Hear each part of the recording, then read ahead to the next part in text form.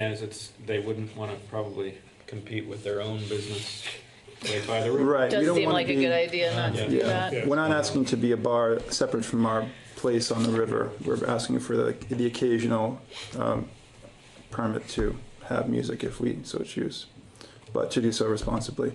But we don't want to take away from our business over there. This business on Frost Street is just to supplement our business on Bridge Street, to make sure that we have that product available. I'll let you speak. I'll speak last. Seems appropriate. Okay. I was curious about whether or not there had been any outreach conducted to adjacent neighbors, not only on Frost, but also behind on the Little Street, Church Place, and also Elliott Street. We're back onto it. Because I remember when Groundworks were trying to move to that site, there was a lot of contention. So I wonder. I actually spoke with a couple residents who came to the event on Sunday, and I was happy to answer questions. I think I was able to clear up any confusion or doubts about what we're doing, smells, noises, sounds. So we hope to remain open and communicative, and we want to respect the neighborhood that we're in. In terms of general hours, the most noise you're going to find is between working hours, Monday through Friday, usually between 8 o'clock until 4, and then we're usually shut down after that in terms of production. And if there's any music to be had, it's from a stereo system inside.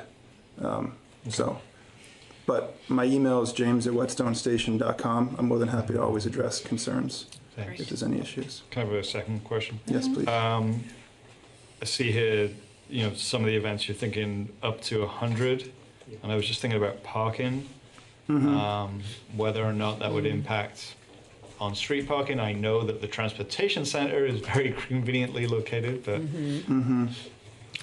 Well, in terms of our event on Sunday, we had probably over 100 people there, but at no one time was there 100 people in the building. It was nicely spaced out. We do have parking in the front and the side lots in our facility, and in front of Mocha Joe's, there's new parking there on the street. Beyond that, I'm not sure where you would direct people to park, but we haven't had any issues thus far. yeah, I just think about being a good neighbor. Like, when you are in an apartment that only has limited parking and some of that is on street, especially, during the winter time and whatnot. Not overnight, of course. That becomes like something to fight about. And so decreasing the likelihood of fights. Yeah, well, we're still in the fledgling stages here. Whoa. I don't think we even have seen what capacity issues we're going to run into yet. Okay. We have parking to fill those needs, and we haven't had any snacks. But if there's any issues, I'd be more than happy to help address them. Yeah, I was actually impressed how much parking they did manage to squeeze in. And then there's parking on the opposite side of the street there. Pretty familiar with, because I used to live 4 houses down. And then there's residential parking, which is pretty empty, especially on Sundays. So there are options. It doesn't seem too tough. There was one thing I was going to say, and I totally forgot what it was. Oh well. I don't know you very well, so I can't necessarily speak to your abilities, but I have known David since I was 19 and known him in all hospitality capacities during that time. And I have faith that he'll be a good neighbor. I have faith that he probably was part of your hiring process and has entrusted you and was here tonight and left you here to be the one speaking. And so I don't really have a whole lot of concern that you're there to like death metal up the neighborhood. So that's great. Oh, that was it. That's the trigger that reminds you. No, I was going to point out that because I lived right across from it and 4 doors down, as I said, from your current new location, the lumber mill, Sassimo's, right across the street. Yeah. So honestly, they pretty much drown out everyone else's noise. Amen. They're good neighbors too with noise and responsive, but it's a pretty solid, constant sound. Yeah. It's nice white noise coming from them. Yeah, and we make some noise, but we're within confined hours. So. Are there members of the community who are here to speak on this topic tonight? or even if you weren't here for that, are now inclined to speak on it? Okay, May I add one quick thing for the record? sure. So actually, two quick things for the record. One is that staff has reviewed all the materials that were submitted that are required for this and found everything to be in order, so we recommend approval.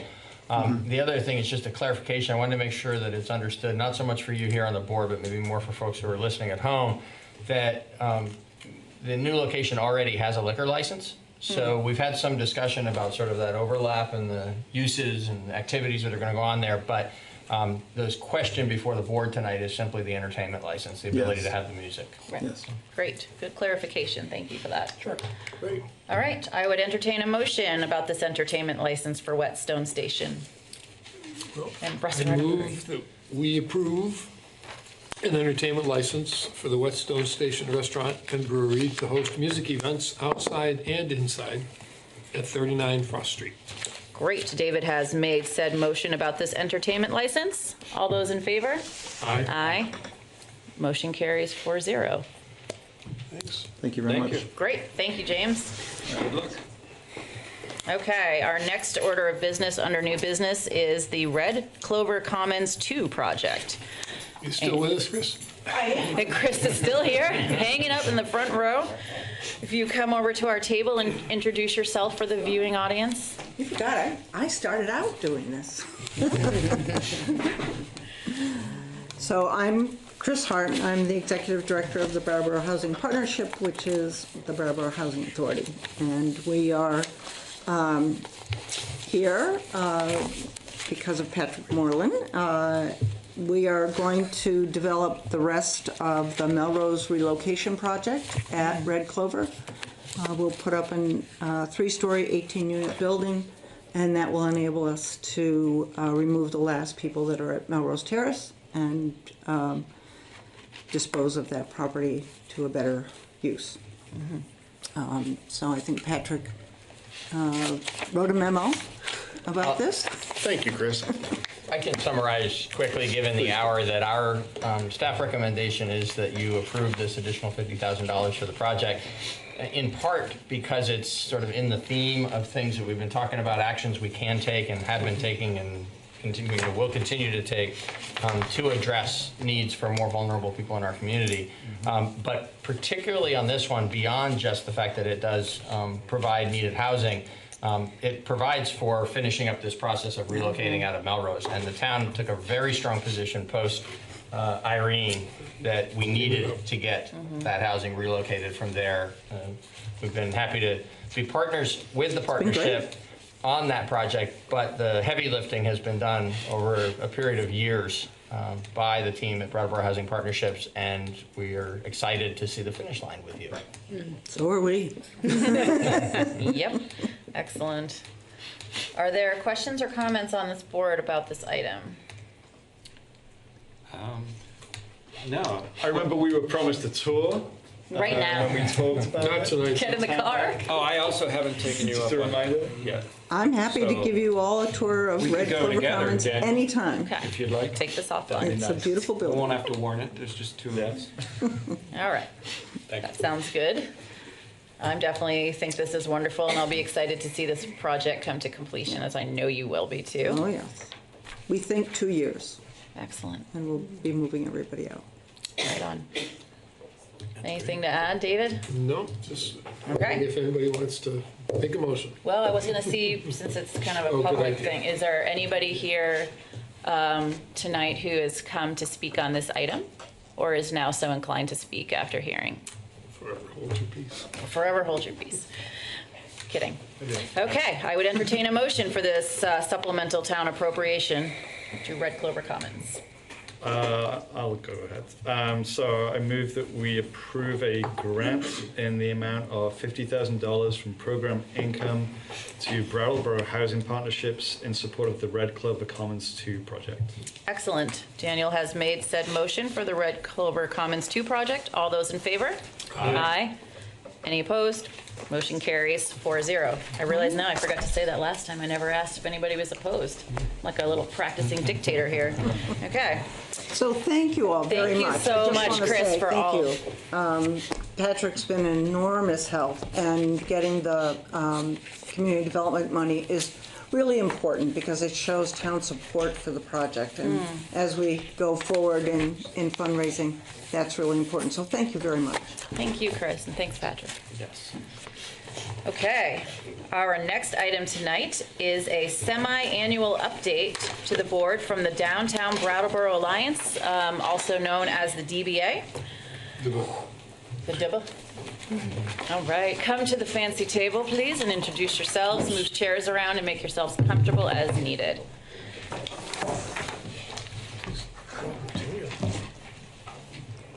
Yeah. Oh, here it comes. I thought we'd have some. Thank you.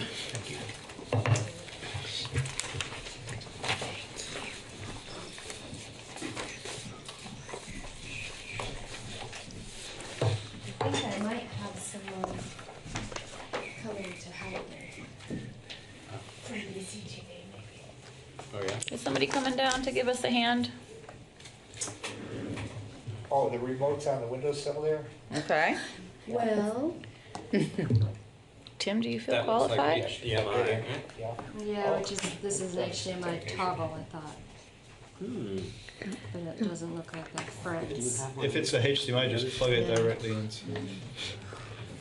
I hope you're getting this live.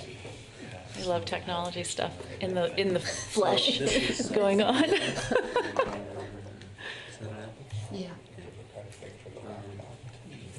Oh, it's an apple. I'm scared of apples. Looks like they might need a, I don't know if it's firewired HDMI. I hear Or what? running. I hear running. HDMI. Nolan's Ah, Nolan's here to save the day. Is he watching you on TV? Apple products, I tell you. Yeah, it's why I don't touch them. I'm not doing it. Don't let Steve Jobs know. This is He'll the be wrong thing. be Aw, mad I know. Smother me with his turtleneck or something. This is mine that I brought. Thunderbolt. Yeah, I mean, Jokes? Anybody have any jokes? Fill the air. My kid told me a joke, but I don't remember what it was. It probably wasn't good, let's be honest. They're in bed, so they won't hear me say that. I actually could start with numbers Sure. That's what I like. and then go Okay, to program. I'm down Okay. with that. Okay. All right. So in front of you, I'm Stephanie Bonin. I'm the executive director of Downtown Brattleboro Alliance, and I have Lisa Ford with me, who was my partner in Short-Term Rental Summit, and then Annie Richards, who is on the DBA board as well as the promotions committee. Awesome, thank you all for coming. So you have in front of you our year-to-date numbers for our fiscal year that we just finished, as the same as yours. So July 2018 to June 2019. And the way my brain works is I always go to the end of the story first. So the end of the story is that I am really happy to report that we had our year-to-date expenses were a little over $134,000, and our year-to-date income was a little over $160,000. And so that leaves us in a position of a surplus of $26,000, which leaves us well positioned for the next year. And that $26,000 has been allocated already to work that we committed to grants for this fiscal year that we're now in, fiscal year 2020.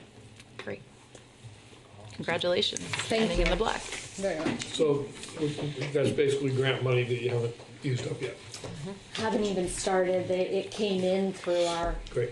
last year's fiscal year, and it's work that we'll be doing in the upcoming fiscal year. Awesome. Can I answer any questions on numbers? Yeah, well, a couple. I always look for things that are way out of whack, and the website calendar functionality and email management tool, looks like they cost a lot more than Yeah. you anticipated. Yeah. Where are you, David?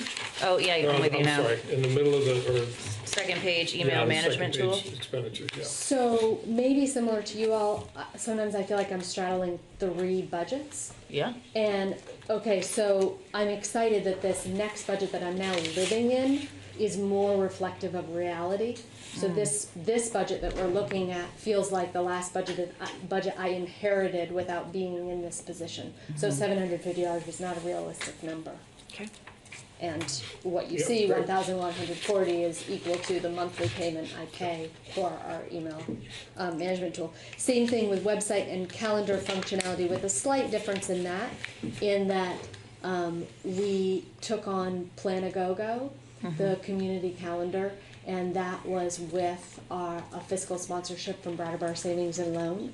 And then after a year, they decided not to renew that. And so the chamber and DBA are splitting the cost of continuing Planagogo. Excellent.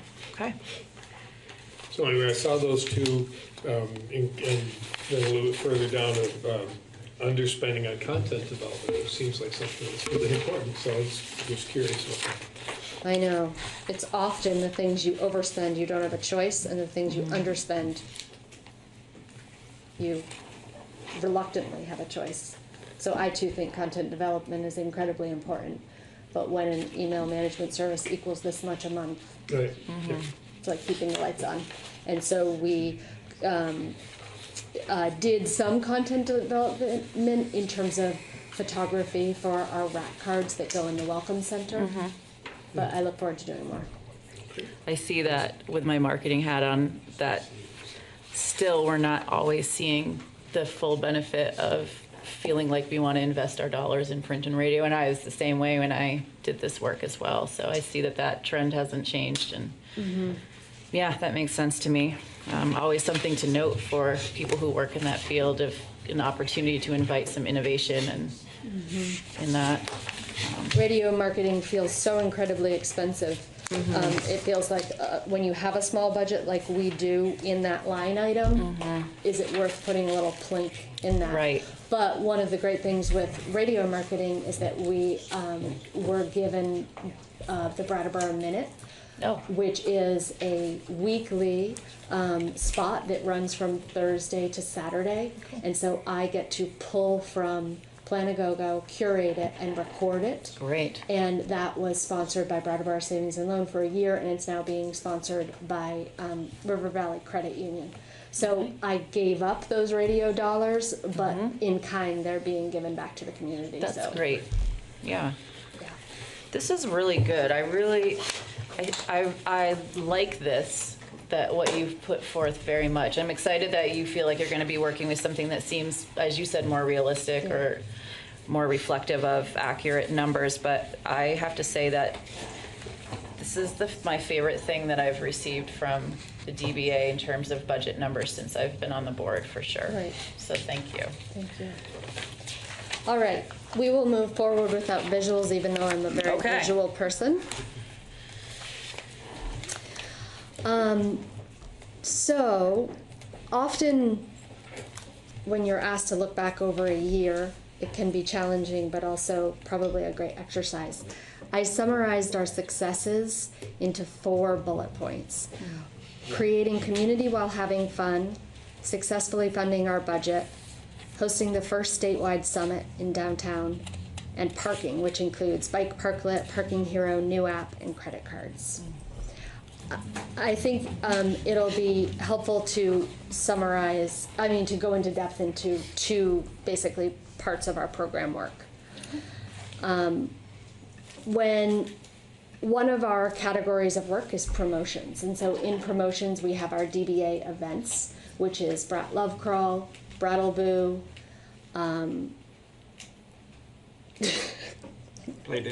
Playdate, keep going. The decorate the car with lights thing. Summer in the Streets, and Elliott Street block parties.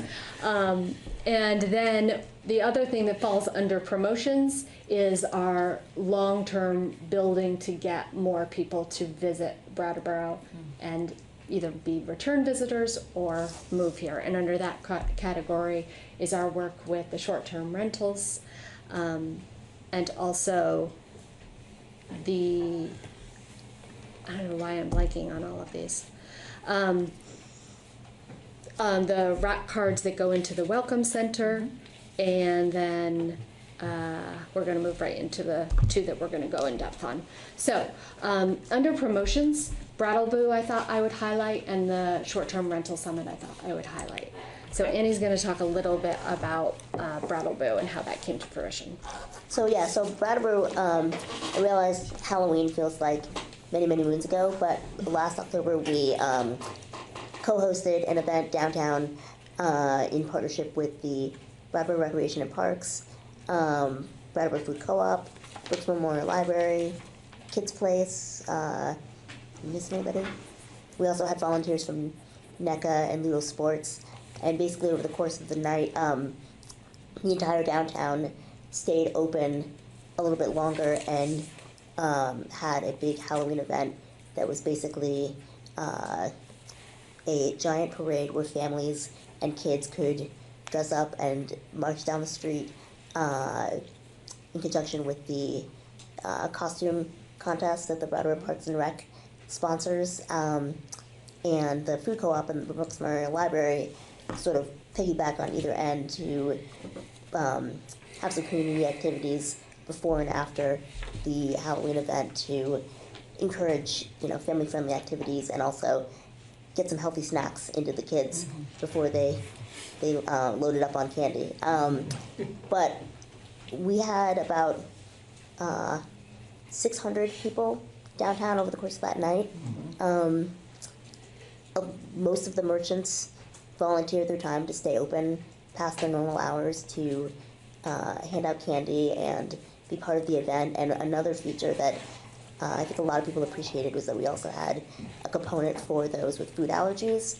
So we sort of took part in the Teal Pumpkin Project, where all of the merchants who stayed open and distributed candy also had bags of goodies that were nut-free for those with food allergies that they could take if they couldn't eat candy. And so basically it was just an event to really celebrate downtown Brattleboro and kind of bring back positivity and vibrancy to the community for a night. And I wanted to read some of the testimonials that we got after the event from some local parents and a couple of heads of downtown businesses. So one Dummerston mom said, "I felt completely delighted that this was my community. Congratulations on creating such a warm and happy event for so many. Go DBA." John Potter from Latches Art said, "Bravo and 1,000 kudos to all of you. I've heard tons of raves about it. It's the talk of the town." John Megas Russell from the Brattleboro Food Co-op said, "Congrats, thanks for the hard work, providing a safe, fun, and creative Halloween for kids. The memory will last a lifetime." And then a Brattleboro parent said, "This event was amazing. Start to finish, it was so well planned out. Safe, fun, friendly, and just the perfect way to do Halloween with kiddos. I'm so proud of our town." I agree with all those comments. It's a pretty big deal event. Yeah. It really is. It was a lot of fun to participate in, and I have to say, between the volunteer efforts of the downtown merchants and those, other entities that wanted to partner with us, and just the attitudes of the families that were part of it, it was really inspiring. Great. Thank you. So another program that we did for the first time this year was the short-term rental summit. And Lisa's going to talk a little bit about it. Yeah, so first I just want to say a little bit about who I am. I'm a past DVA board member. I've lived here for 30 years in the outlying community, and I have a short-term rental in Guilford that I've been doing for 7 years.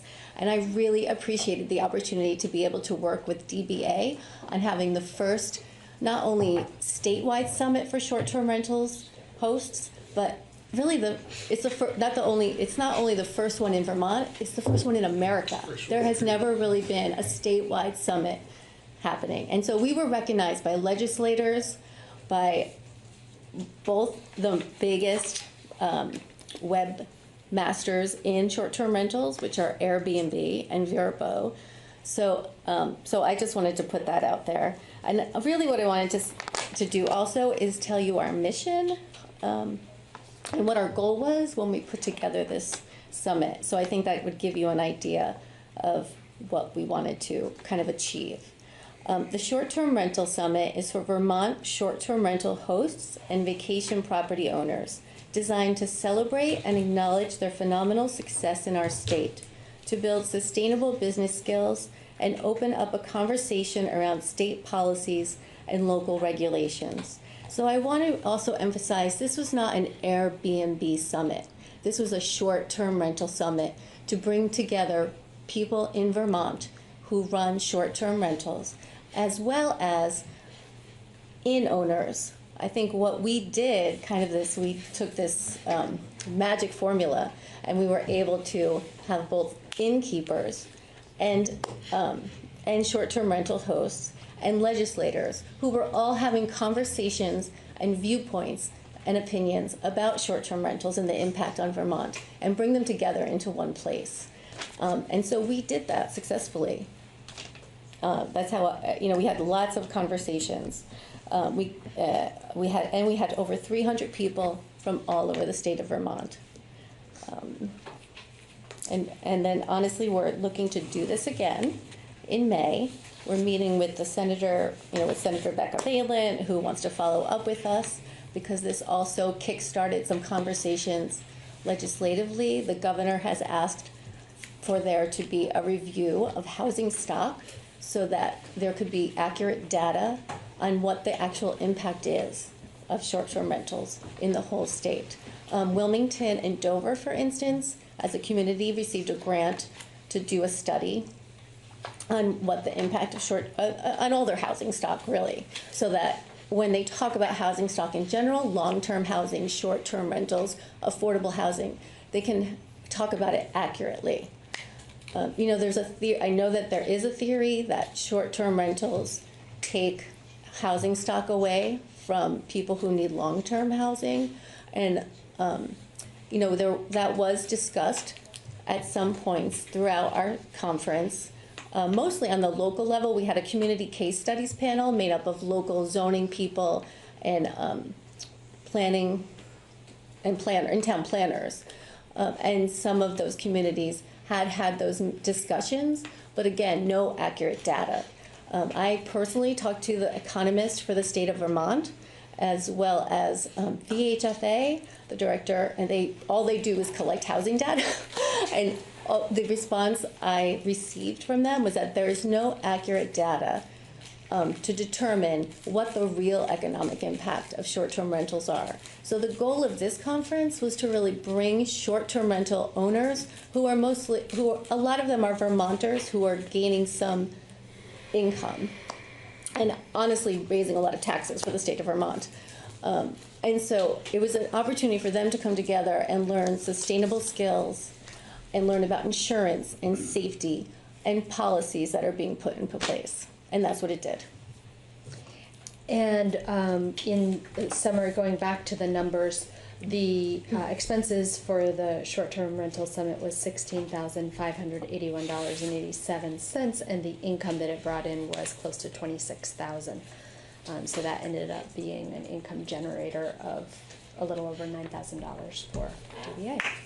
Yeah, and so I just want to say too that we already have some sponsors saying that they would do it again with us, and I also just really hope that the select board can look at this as a welcoming opportunity for people from other parts of our state to come here, and that it would be my wish that select board members may even participate and greet people when they come here, because they're coming from Burke and Killington and Rutland.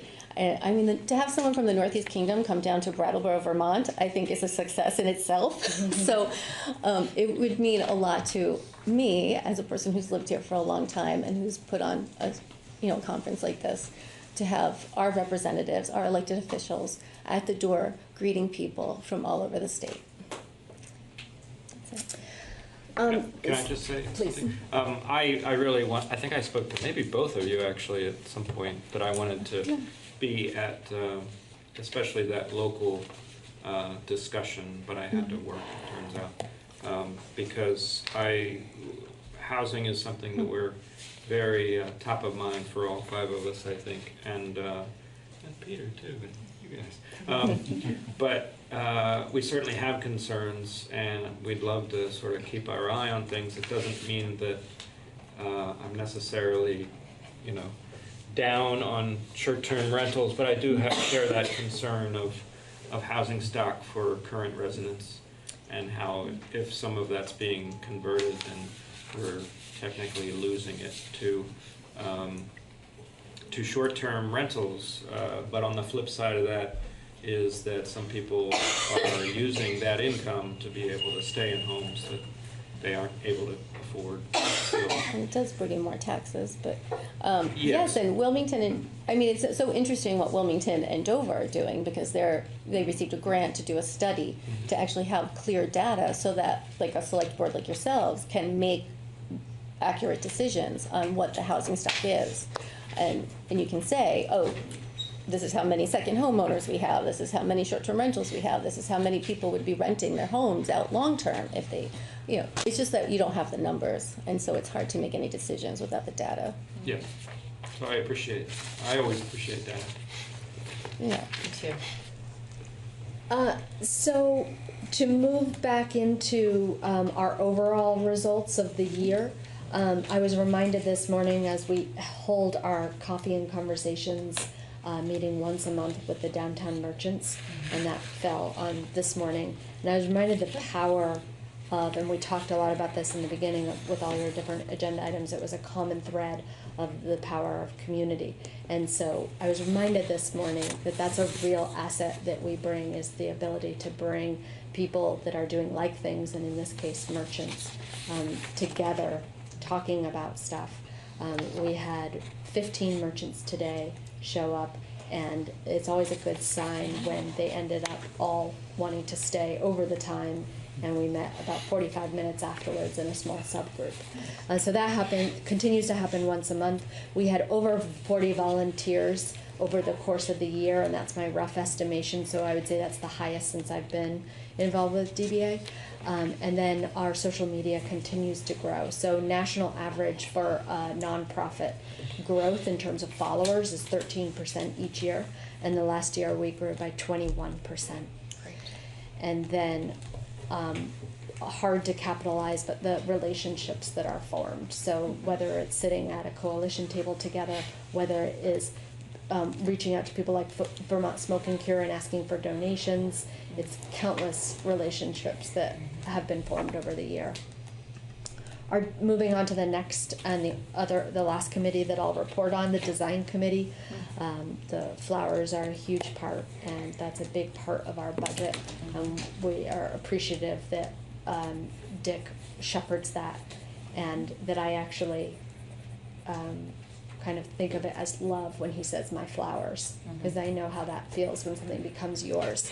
But it is a big part of the DBA budget.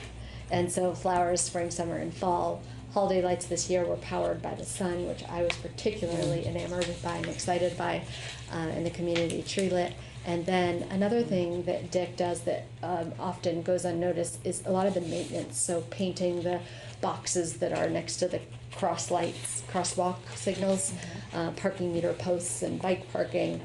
And also Dick and he did most of the heavy lifting of finding a contractor, and the town. We all came together to clear the overgrowth on the Whetstone Parkway, but that was part of the DBA budget as well. So what is next? I was happy when I looked at the slide from last year that I did. We ticked off a lot of what I said what is next last year, including Colorado Mail Open Studio, the free bus shuttle, the short-term rental summit, the working on the parking garage. So in terms of this year, what's next is Brattleboro Community Marketing Initiative, which the Chamber and DBA will be coming back to you in a month to talk about. The continued work on Transportation Center, our installation and placemaking work, as well as holiday promotions, and then lots of community conversations, whether they are about housing or whether they are about the opioid crisis. I see that as a big part of DBA's role. Great. This is good. I really did like this, and good job with the social media growth. Clearly, I don't know if you're doing the campaigns yourself, but clearly you're doing a good job with the details on that, so. It is me and another board member. Nice, well done. Behind the curtains. Really well done. It's a small market really that you're targeting, and so that's great growth. Any comments, questions further on the board? Oh, I have a few questions. So, one of the things that I try and do as my duty in this job is do my research before I come to the meeting. And when I flipped to item C, I noticed it was empty. And I was just wondering why that was. And I say this with love because I am a person that when I've had a deadline, I've got it in the minute before the deadline. But I guess this isn't like a unusual update, right? It's a semi-annual update. So it would have been good to have, I guess, the material that's on the computer and this material in advance. So I could have taken a look at it, you know, rather than like live in the moment. Thank you. I need to schedule even later next year because of this is hot off the press final meeting with my bookkeeper today. Bank statements, it's now August 6th, so end of July. And however way you cut it, I would rather not wait that long, and so I think that's why I schedule it, because to me, June 30th or 31st seems like forever ago already. But I appreciate that you do your homework, and I appreciate that the budget should have been in your notebook. Thanks. And then I have some questions about the short-term rental summit. So I was there welcoming people as part of the protest that was outside the rental summit, and I don't say that to be like, I don't know, adversarial. Like, it's a complicated issue whether or not short-term rentals, primarily Airbnb, are a net good or not to our community. And I was curious, you know, from speaking with some of the folks that did come along, you know, I noticed that they were from all parts of the state, as you mentioned. And so I was curious, like, how many of those folks that came own or host a short-term rental? Versus. Well, I guess some people might come because they're curious about it, but some people might I come would say because, like, 90%, yeah.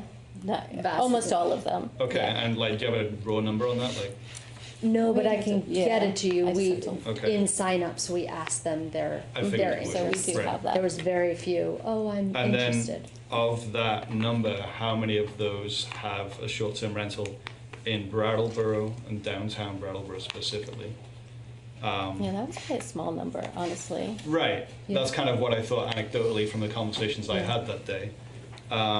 It'd be good to see that number.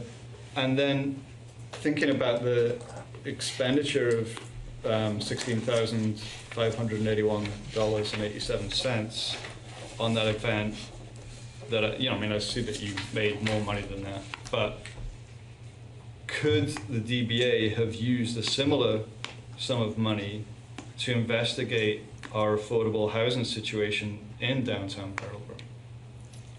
And is that something that you'd be willing to take a look at over the next Well, year? it could, yes, and that would have been out of the DBA budget. So the summit brought in I see. 26,000, and Yeah. we spent 16,500. Yeah. The role was not simply to, there were lots of kind of three-prong role. One was to establish that Brattleboro could be a host for a statewide summit. And hopefully other people will see that we accomplished that and did that, and that will attract other people. Because to bring in conferences of that size means to bring in a lot of visitors to our town that are spending money and also potentially moving here. Hits all those. The second is that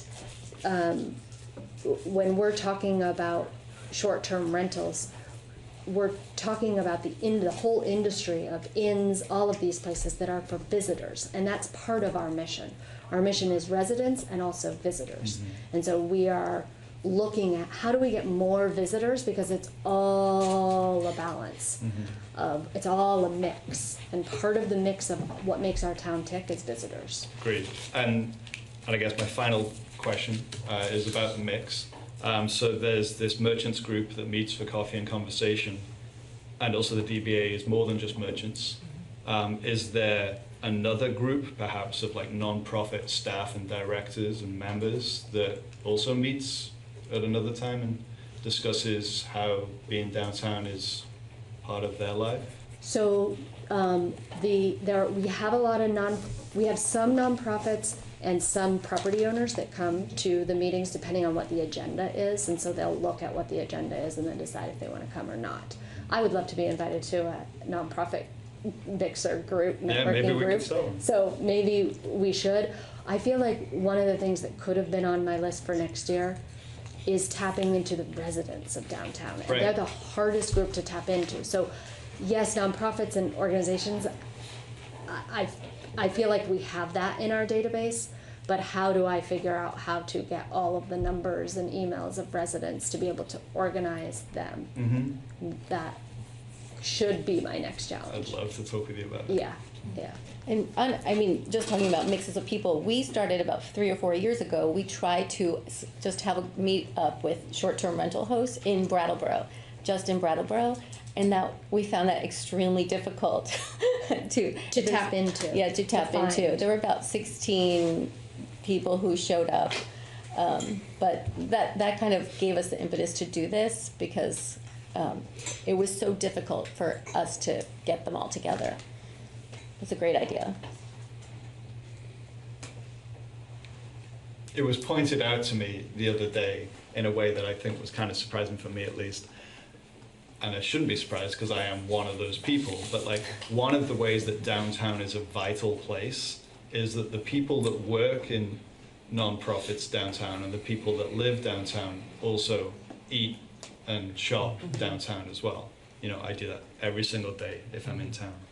And those voices, I mean, some people are organizing those voices through other avenues, right, around certain issues. But I think that when we think of the Downtown Brattleboro Alliance, you know, because it isn't just a business thing, right? It's a Downtown Brattleboro thing, and Downtown Brattleboro is many things. Right, so a lot of our events hit on residents, but if we wanted to say, okay, residents, would you like to have benches on Main Street? We don't have that at our fingertips to be able to instantly have that conversation, and so I think that'd be that is a tool that we need to figure out how to have. So we should talk. Yeah. Great. Further commentary? I just have one, and you can choose to either sort of lightly address it or just, I don't know, whatever, or just ignore it if you'd like. It strikes me this is the first time we've seen you since town meeting, and town meeting was, I guess for a lot of merchants, had some good news and had some bad news. We all have gotten a lot of pushback on the final vote for the 1% local option tax.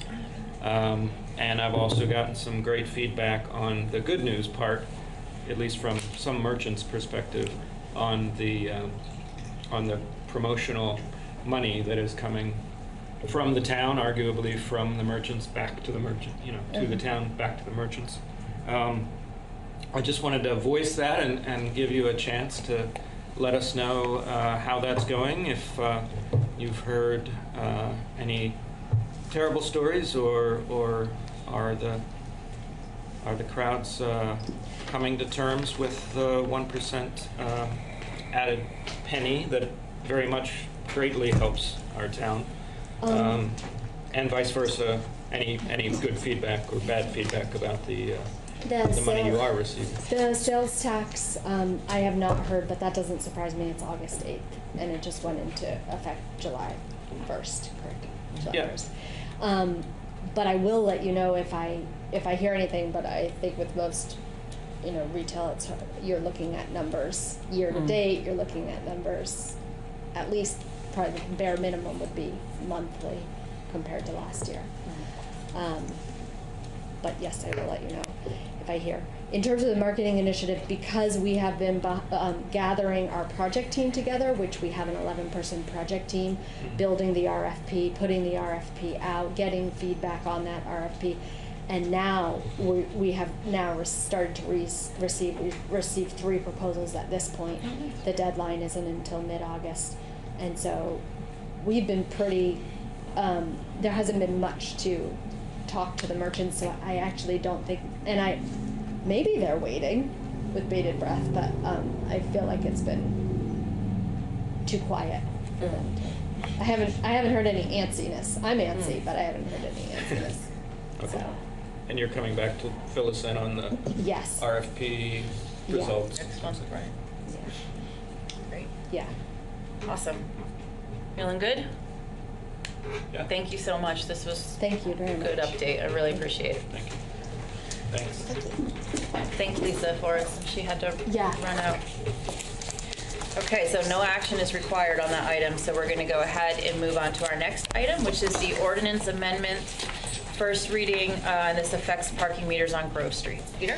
Yep, and I'll go quickly, given the volume of business tonight and the hour on this, and the fact that you've seen this before. It was brought to you by the staff and the Traffic Safety Committee after receiving a suggestion that the meters that are partially up the hill, westernmost on Grove Street, should be changed to better fit the user's needs at that location. And we thought that that could be accomplished without harming the short-term turnover, high turnover spaces that are needed for the post office. So you've seen this before, you've embraced it, you've asked us to bring you the ordinance. Tonight is just the first reading that would, again, leave the first three spaces going up the hill on Grove Street as 30-minute meters to serve primarily the post office. And then the 2 additional spaces a little further up the hill would become 2-hour spaces. Be good for you to ask whether or not anybody from the public has a comment on that. I was but, gonna ask should I open a public hearing? It's here? not a public hearing because it's Okay. the first reading, but you find out whether anybody has anything to say, and then you just agree to hold a second Great. final hearing and public hearing on it, second reading and public hearing on August 20th. Sounds great. So for anybody that needs clarification, I'll just repeat that there are parking meters on Grove Street that run between the post office and the back of the Stone Church, which has the AIDS Project and Sevka and maybe one other business in it. We're looking for a couple of those spaces to be 2-hour parking because people are in there for meetings and not just running in and out of the post office. Having clarified that, is there anybody here tonight that wants to make a comment on that? Okay. For the people watching, there were 2 non-town employees and present right now, and neither one of them wanted to make a comment on it. So we're going to bring it right back to this table and do nothing. We're going to say we're going to have a second reading, at which time there will be a public hearing, and we'll be looking at doing that at our August 20th meeting. Yep. Wonderful. Thank you. Next item is reappointment of a town health officer, Assistant Fire Chief Howard. He is coming to the end of his first 3-year term as the town's health officer. That process, as you recall, involves a recommendation from the select board and the actual appointment by the State Department of Health. Lenny's doing a great job in this position, and we recommend that the select board do in fact pass on a recommendation to the state for him to be reappointed for 3 more years. Awesome. I could attest to that myself. Are there other comments or questions on the board? Can I ask a question at this point? What? No, I'm just kidding. Simple Yes. question, simple question. All right, what training does Lenny get in this role? Does he have like deputies? Is there a succession plan? 3 questions. So the succession plan is the easiest to answer among those questions. The assistant fire chief, and within our town organization, the assistant fire chief serves as the town's health officer. There's reasons for that we can take a deeper dive into another time if you'd like, or I can talk with you outside the meeting about that relate to the overlap between fire safety services and the health services. So they're not completely overlapping, but they're substantially overlapping. And so the tradition has been it's an economical way for us to provide the health officer services to the community. He, yes, has deputies up until last meeting. The deputies were the animal control officer and the zoning administrator, who have specific areas of responsibility under the health codes that they do that are part of the expertise that they have for those other primary positions that they hold with the town. But now with the new rental housing registration and inspection program, the team of firefighters that do fire safety inspections with Lenny and under Lenny supervision, have now also become deputy health officers so that they are able to enforce the wider array of related ordinances. Great, thanks. So that's succession. Training, they all receive some training through programs that are offered by the Vermont League of Cities and Towns, as well as I believe the state of Vermont does some training, but I'm not as familiar with that. That's occasional. Definitely there's some sort of local flavor to how health officers do what they do in their own communities, and probably there's more of this that Lenny has picked up from being previously, someone who assisted the health officer, and now in his 3 years of doing the health officer job. But there is some training that is available and that they have taken advantage of. And what was the third question? That's good. I think you got Okay. it. Yeah. Awesome. Further questions or comments at this table? No, just to say that Chief Howard does a great job. Yep, Len's rocking it, and we appreciate that very much, because it's about to be an even bigger deal with the new rental unit inspection ordinance. Okay, I would entertain a motion on this item of town health officer. I'll make a motion to recommend to the Vermont Department of Health the reappointment of Assistant Fire Chief Leonard Howard III as the town's health officer. Excellent. Tim has made said motion regarding the reappointment of town health officer, Assistant Fire Chief Leonard Howard III. All those in favor? Aye. Any opposed? Motion carries. You got the job, Lenny. You got the job. Okay. Our next item is Ice Rink Energy Efficiency Project, and this is a bid award item. Let's talk about this. Thank you. All right, Patrick. Good evening, everybody. Good evening. So staff is here this evening seeking authorization to have the town manager execute a change order in the amount of $87,937 to an existing contract with GPI Construction for energy saving measures at the Nelson Withington skating rink, and also to accept an incentive payment from Efficiency Vermont in the amount of $5,000 for that same investment. And I'll just give a little background as to how we found ourselves here this evening. As the board will recall, and I'm sure the public will recall, the town hired Margaret Dillon of Sustainable Energy Education and Demonstration Services, or SEEDS, back in 2016 to conduct energy audits of a variety of different town buildings. That included the municipal center, the library, the transportation center, the skating rink, and a variety of water facilities and public works facilities. And since that time, we've worked together to shepherd projects through the budgeting process and on to town meeting to secure funding for them, and we've begun the process of implementing those over the years. So last year in 2018, the town competitively sought construction management services to begin implementing these projects. And the outcome of that procurement was a contract for GPI Construction that focused on the energy saving measures at the library and at the Brattleboro Transportation Center.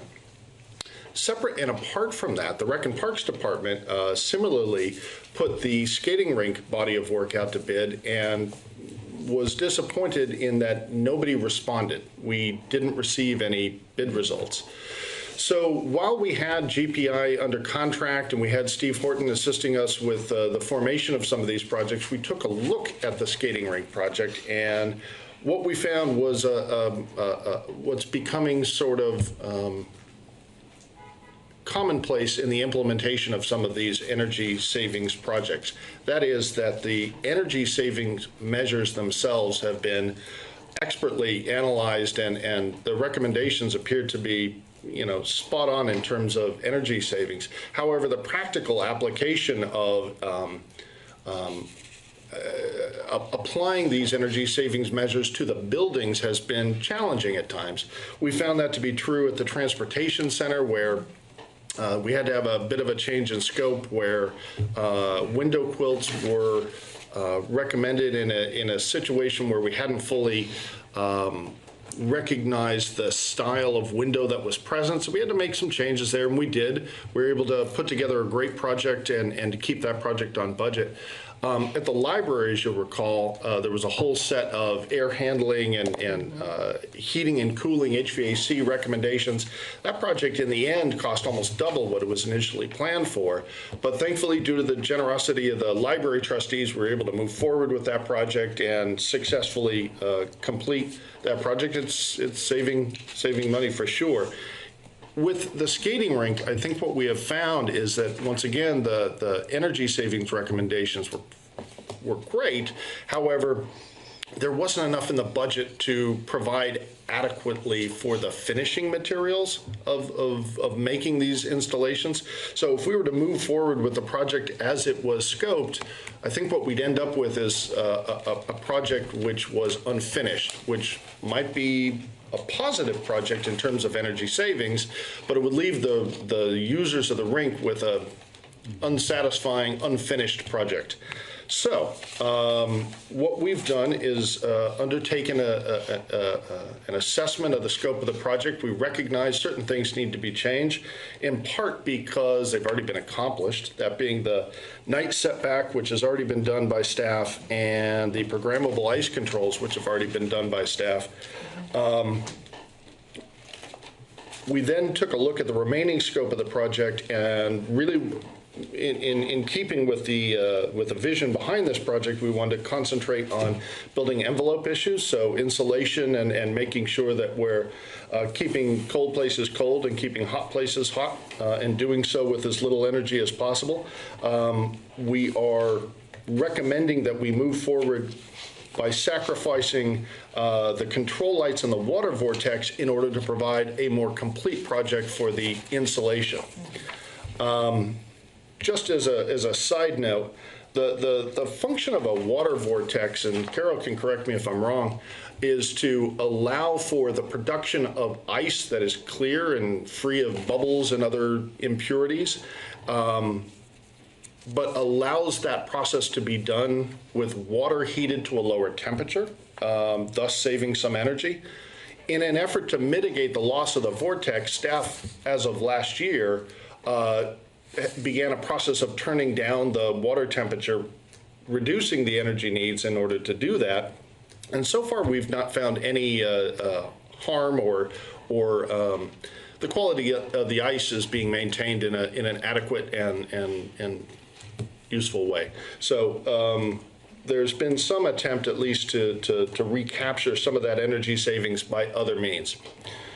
What is left behind then is a project that we believe adequately lives up to the purpose for which these funds were set aside and for which these projects were planned.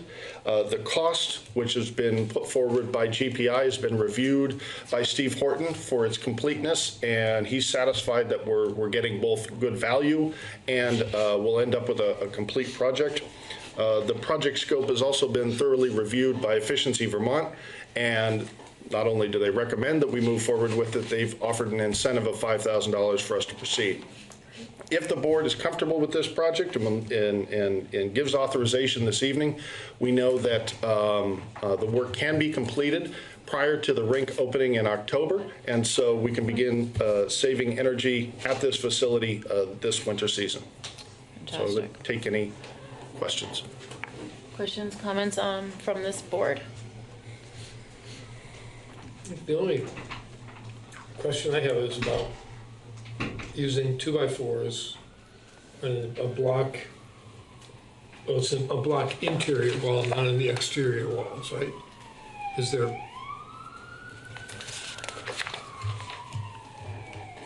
yeah, exterior, interior wall, okay, never mind. Is that to support the insulation?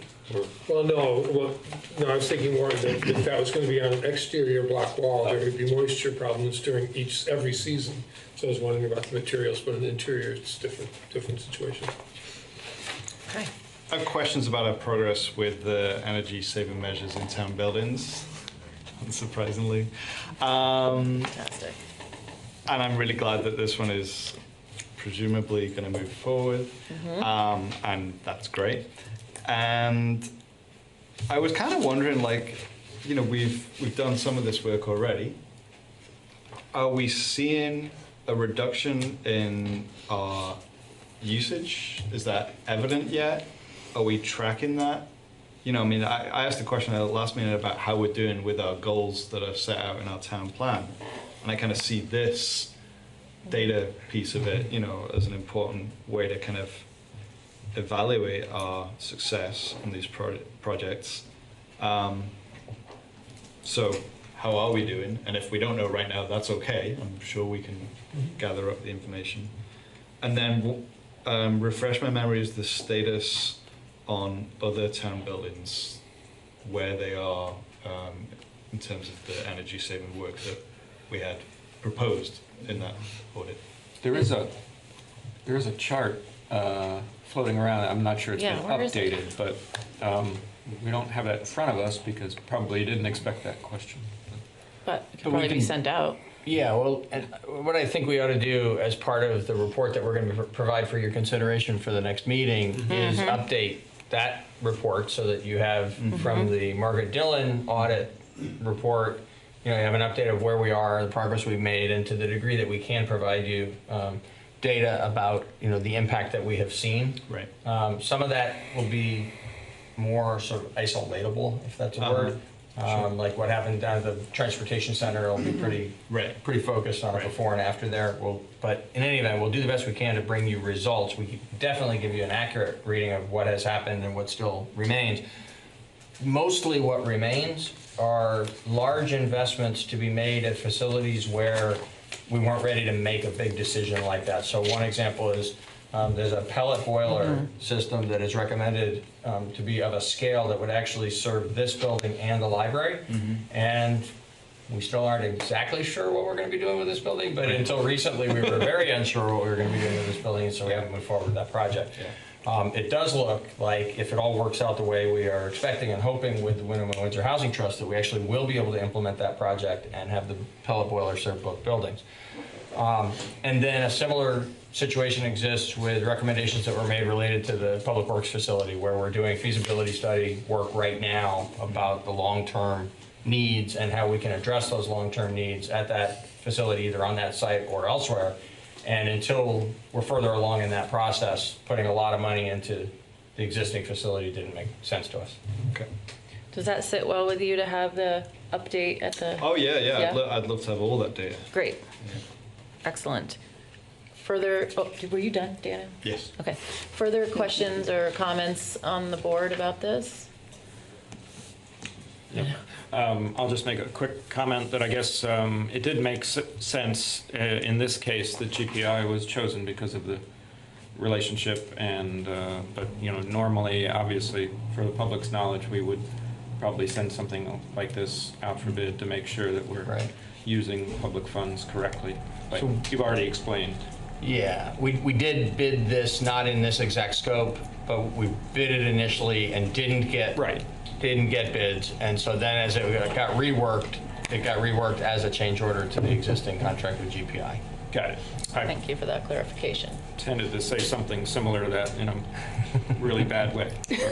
I think you know what I mean. Maybe a less bureaucratic way, but exactly. Sorry.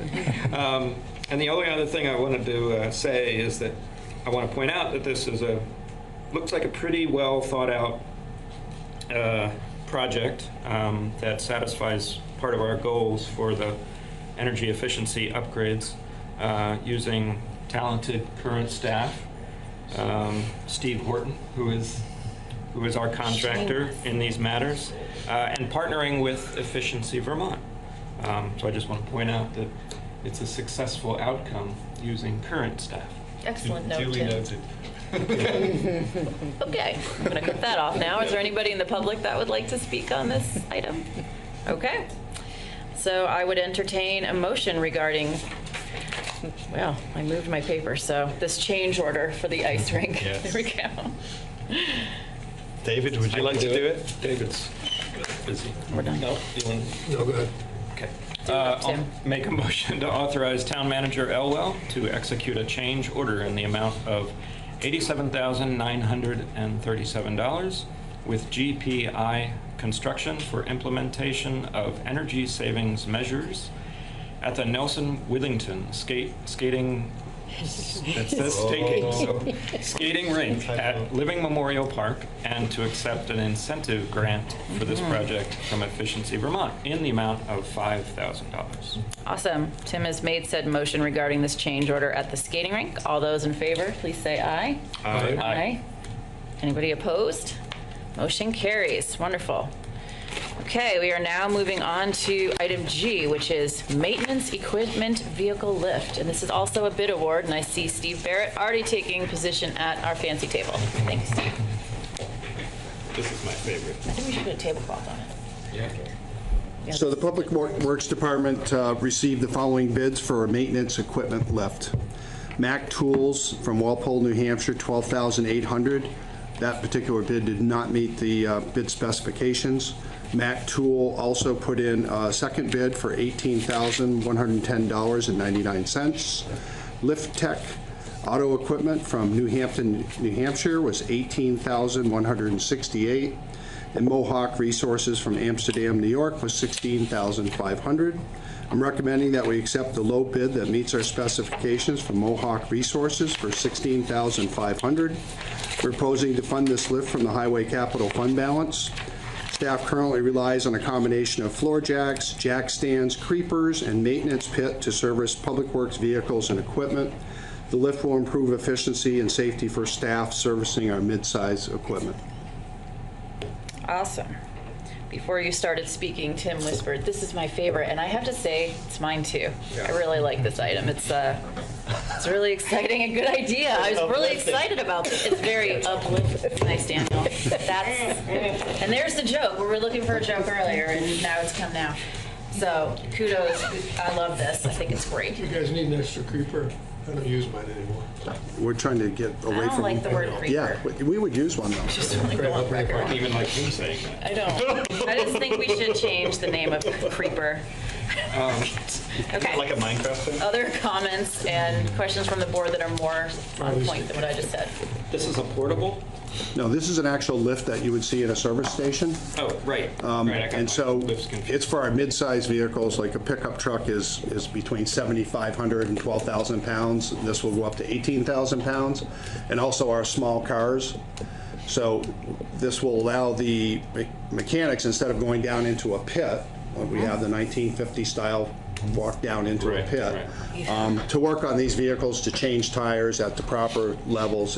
It's better for the maintenance staff, their backs, they're not in a pit. So, you know, we have limitations on our height.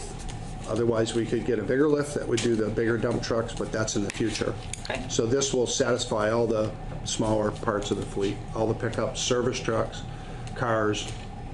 Much better for working. We're pretty excited about it, yeah. Very exciting. I don't like driving over the pit at some of our local establishments. It absolutely terrifies me. I'm gonna fall in the hole. Yeah. So Well, you this is can good. get out and let them do that. Last time they made me do it, they wanted me to be brave. Good. Abusive. Good to challenge yourself. Okay, is there further comments or questions? We're getting a little overdone. It's punchy time. Getting punchy. Does anybody else feel bad for Mac Tools because they went in with a second bid, but they still didn't get it? The weight was, they didn't specify, and so they went, the lift wouldn't even accommodate our equipment. Okay. So they But went in, they get sometimes they'll points put for in a trying. low bid like that, thinking that, oh, everybody will just look at the money. Yeah. But we need to look at the function of it. Yes, please. And that particular lift would not accommodate like our electric car or our smaller vehicles. It was a clearance level on a lower end that it wouldn't accommodate, so we felt it was important to be able to service all those vehicles. Excellent. But they're encouraged to try again in the future. Of course they are. Okay. I would entertain a motion regarding this maintenance equipment vehicle lift bid award. I move we accept the bid from Mohawk Resources in the amount of $16,500 to purchase a maintenance equipment lift for the Department of Public Works. Excellent. David has made said motion for this equipment vehicle lift. All those in favor? Aye. Any opposed? Motion carries. Thank you very much. Very much for hanging out with us all night long. Oh wait, you're staying. You don't get to leave. No, that's I can right. always tell when he doesn't leave. All right, so we are now moving on to H, which is capital paving contract reaward paving bid. Okay, so this is a highway capital paving. And as the board will recall, back in June 18th, 2019, the Select Board approved our recommendation, DPW's, to accept the low bid from Vermont Roadworks of Brattleboro for a total amount of $279,315.20. An award letter was mailed to Vermont Roadworks on June 19th, 2019. Several email communications were made in an attempt to schedule a contract signing. On July 26, 2019, Vermont Roadworks withdrew their bid, and the contract hadn't been signed. So what we're looking at is the second placeholder in the bids that we brought to you in June, and that was Northeast Paving, the second place bidder. We also made a phone call to them to see if they would still be eligible, which they are.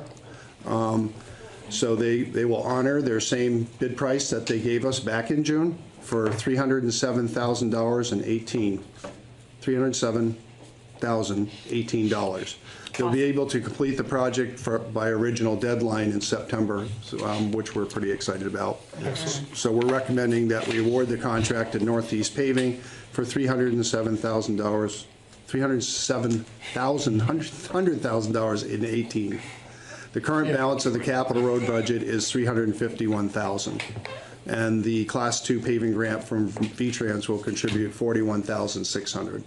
Awesome. Thank you, Northeast Paving. So the other That's two fantastic. bids were approximately $345,000, $389,000. So this is a Yeah. respectful bid that we're recommending that we accept. It's fantastic. Other comments or questions from the board? We're almost there. Just a few $1,000s short. Yeah. Yep. of the budget. I'm appreciative that they could stick with the deadline and were able to help us out, so. And big keep the thanks there. pricing was also very important. Yeah. Because those Fantastic. prices fluctuate. Okay, I would entertain a motion for this capital paving contract, the award paving bid. I'll do this one too. Go ahead. Danny. It looks like you're all fired Hogging the up. motions, man. I move that we withdraw the prior capital paving award and instead award the 2019 capital paving contract to Northeast Paving in the amount of $307,000. Oh no, I messed it up. $307,000.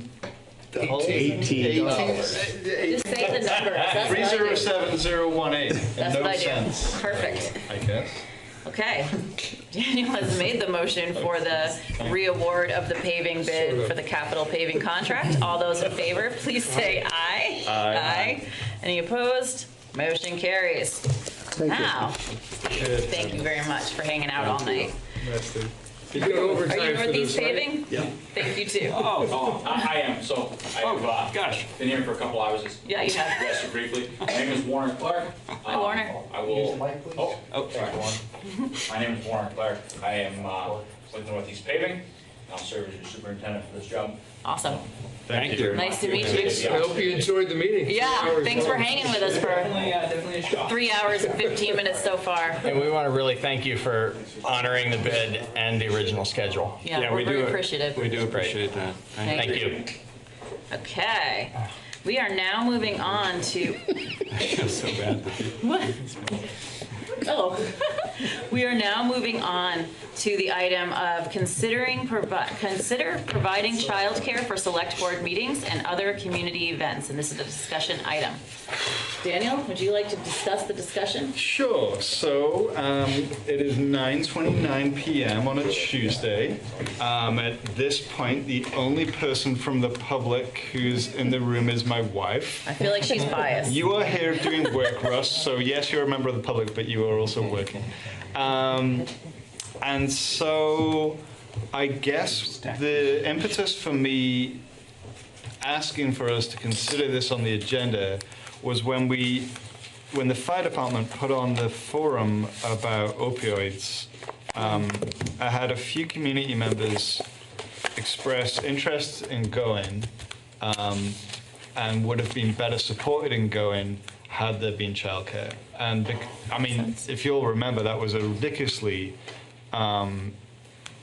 busy event that probably should have been in a larger room because not everybody was able to be accommodated. Some people did go and then, leave because there was no room for them.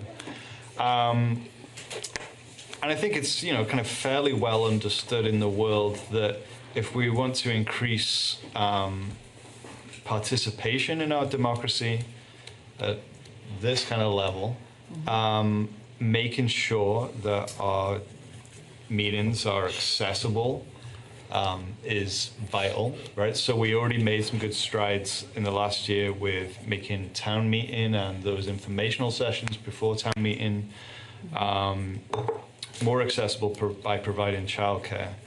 And I wanted to begin a discussion at this ridiculously late hour where no child would possibly be awake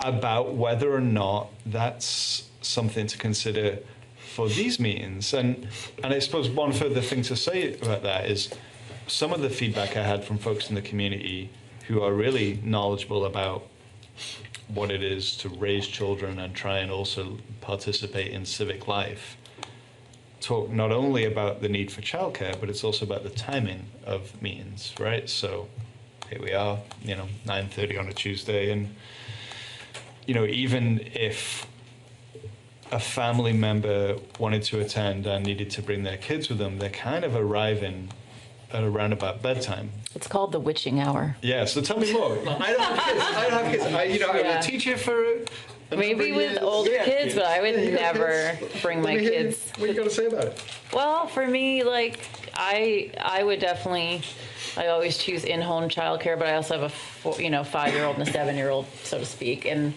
they're in bed by 7:30 and they're hungry and tired after school or camp. So for me, even if childcare was provided here, I wouldn't use it. Mm-hmm. I definitely would have used it probably at the opiate forum. For me, it's like, okay, you can plan for like a 2-hour thing. It's harder to plan for a meeting like this to see how your kid's going to end up. For a 2-hour block, I would say all right, tonight we're going to bed at 8:30 instead of 7:30. So I definitely think for things like that, for town meeting day, for town meeting informational things, I think that you can almost judge the time, or at least it's going to be a long day and you can make. For something like this, I wouldn't personally use it, but that's only me, and people with slightly older kids that aren't ready to leave them home alone yet might say differently. Yeah, at this point, that's anecdotal. I would sort of have the same comments, basically because I can't imagine having childcare, bringing my son here, and then have it be spanning the time when he needs to go to bed. Mm-hmm. That's just would be bad news. That's and actually why. No, go ahead. Most parents might have that opinion. Now, that doesn't mean that I'm not sensitive to a single parent who has a child, and that literally would be the only way to get here. Well, of course, childcare at home would be the other choice, but then they're paying for it. They're paying. I do sort of in my mind have a distinction between providing for town meeting childcare, because that is during the day, one would hope, although this last one went in. Well, and that's why I left early from the town meeting, is because at some point I lost childcare and I was uncomfortable with the fact that they weren't at home in bed where they were supposed to be by what was close to 9:30, I believe, right? Sure, that was 12, 13 hours, right? 13 with the break. But that set aside, the normal is during daylight hours, sure. I might say.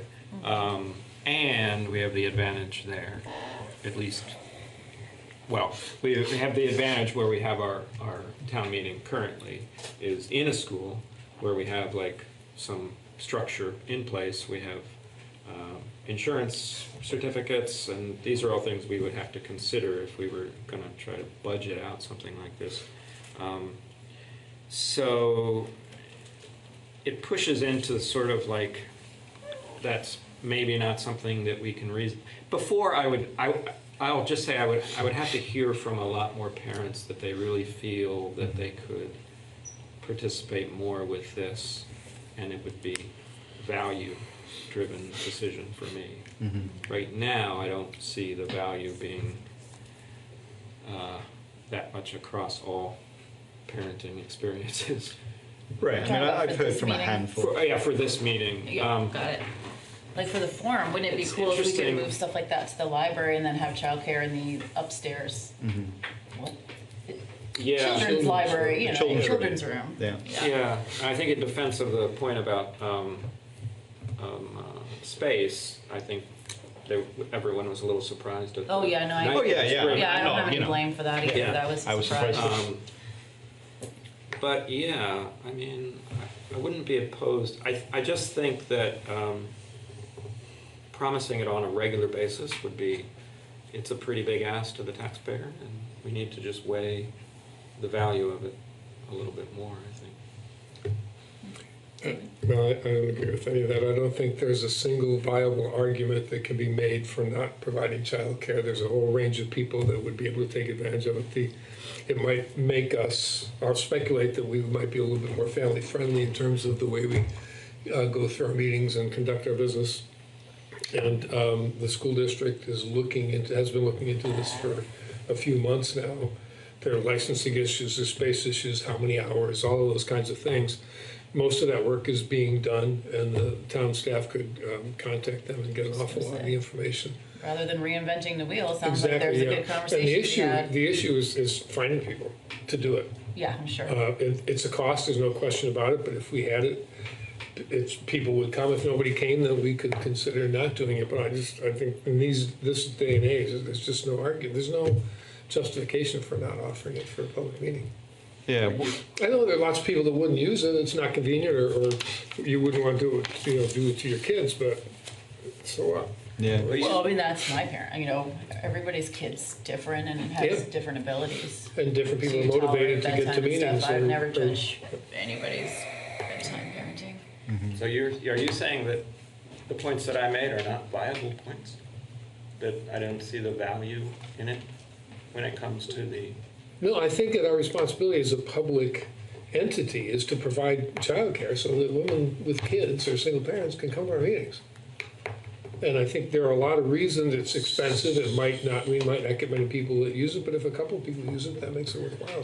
Well, I'm asking if you think that Brandy and I's point about at least our anecdotal points, it's not like large data points. Those are real situations, yeah. So coming to the audience, being here in the audience gives you the chance to stand up during public participation and during the moments that the audience can participate. But watching on BCTV gives you, which we support financially and possibly will be having to more in the very near future because of their situation, gives at least these two parents a better option of participating, in the meeting, seeing what's going on and communicating immediately after the meeting. Do you think that that's... Well, people can't call in during BCTV and comment. Well, true. Issues. I'm saying that is the one exception that a single parent with a child couldn't do. You can't call in. Yeah, you can't participate. You can observe, but you can't participate. Okay. But then I'm also wondering if that's the responsibility of town government to get people with children to the meeting.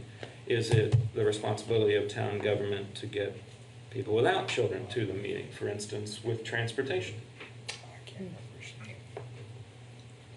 Well, I haven't thought that through, and it's not what we're talking about. Well, I know it's not what we're talking about. I'm not looking for a debate on all the fine points of this. I said very clearly, I think we're responsibility to provide childcare. And I'm not against this at all. For people that want to come to these meetings and participate. During the meetings. I wonder if maybe, thinking about the August 29th event at the library, right? This recovery movie that Chief Fitzgerald mentioned I assume earlier. it's a 6 to 8 kind of thing. Yeah, I'd imagine so, right? And that is, that might be a good event to have a go at providing childcare at and see how it goes. The library is already well equipped, as you pointed out, with the children's room. I've seen childcare done well there for public events in the past. Got a teen room too. What is it? The Teen room, 29th? the spicy lime. Yeah, but the kids aren't allowed in there. I read the sign on the door. It says Well, teens teens are only. allowed in there. Teens All right, only. and teens are welcome at this event as well. That's A lot of true. parents don't want to leave their teens home alone. So that's a Thursday night, Yeah. which seems pretty consistent with most things we do, Wednesdays or Thursdays. Yeah, I mean, because it was what I saw at the opioid forum that kind of sparked this, and I understand that there are things beyond just access to childcare that might prevent people from getting here. I like the idea of trying it out on a forum that has a pretty finite time frame Yeah. to start with. And I'm not opposed to having it here either.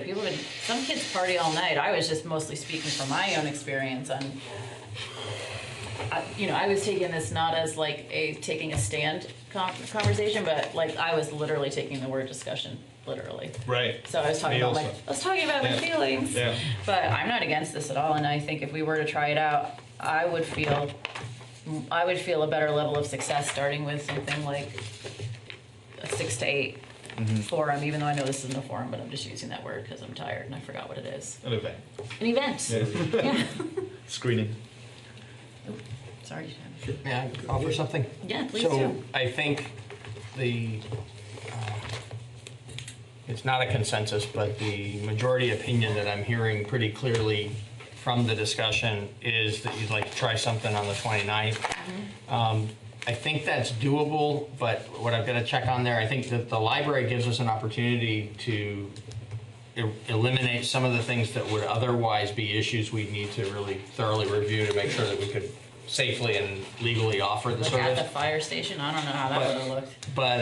But because we have the children's library, I think it's really just an overtime issue, probably. But I'll discuss this tomorrow with Star and make sure that it is that simple, that while there's something else going on downstairs, that the children's room can remain open and that there can be some promotion to the public of the availability of the children's room that evening for people who want to bring their kids to the event but not keep their kids at the event. So for that, I think we've got something here that's pretty simple. If it is that simple, we'll do it. If it's more complicated than that, I may need to circle back and advise you why there's a complex, it's just not something that we've got a plan for.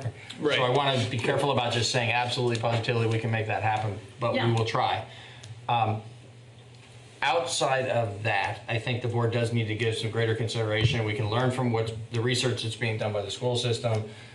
We would have issues that we would need to address if it's the desire of the board to provide this on more of an ongoing basis. In this building. There's not just the cost issue, but a greater challenge to us even, I think, would be proper location, licensed and certified people, whatever, all that, the liability part of this, since we're talking about caring for kids. So, schools come sort of ready-made for that. The library children's room comes kind of ready-made for that, but this facility doesn't, so we need to look at it further. The Historical Society upstairs is pretty interesting. So, The kids would probably love the TV studio. So I know we're only operating on consensus, but I would just like to voice that I don't feel that this is an appropriate expansion of municipal services. So I'll probably oppose it, especially without seeing any kind of numbers. I think we're hoping to I'm not going to get oppose the real-time experiment, numbers. Right. Yeah. because it seems pretty doable as an experiment. Yeah. But I'm very, suspect of the value versus the cost to our taxpayers. Okay. I'm glad you're open to the experiment because I think it's going to be to have it anywhere. The library is going to be the easiest place, and then we'll have like real. It's probably child safe, much more Then- much more an extent to this building. Right, and not only safe but also engaging, right? I think that was some of the feedback I got about town meeting childcare. That sure, they were in a safe room, but was it engaging? Right. Yeah. And that's no when you get disrespect bored to kids, and folks that that's not a provided it. good time for anybody. How do you feel? You feel like this is a good place to close Yeah, I this feel for good about tonight? this. Do we need to make some kind of motion? Or You don't. No? That's, think so. Peter's given gonna that look this into was just a things. discussion item, I don't think you should take action on it. No. Okay. And you're talking about just one evening experimental basis in a location we all know is appropriate. It's just a matter of Yes. if we can work out the logistics. All right, great. Okay. So our next item is, and final item, is town committee and boards. And it looks like this is the appointment. We're being asked to appoint Byron Stuckey. Aw. May I nominate Byron Stuckey to the Brattleboro Housing Partnerships Board of Commissioners? Yes, you may. David has nominated Byron Stuckey to the Brattleboro Housing Partnerships Board of Commissioners. Very good. All those in favor? How do we do that again? We don't have anybody else. He has no competition, so all you gotta do is Okay. I always get vote confused yes. too. All those in favor? Aye. Any opposed? This is a fabulous human being, Thank you for Byron. Thanks, and- Byron. volunteering. Yes, thank you for volunteering. Fabulous person, glad to have him. Okay, with no further business on tonight's agenda, I would entertain a motion to adjourn at 9:45. So moved. All those in favor? Aye. Aye, okay, we are adjourned. One signature for these. Oh, honey. No. Where? Oh, right. Snuck in, snuck this meeting on the. Considering, I'm still considering.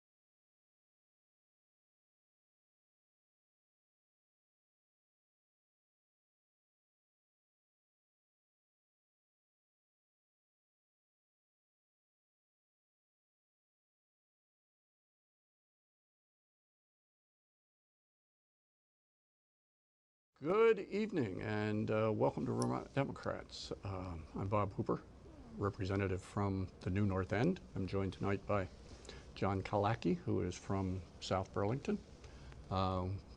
We sit kind of close to each other in the State House.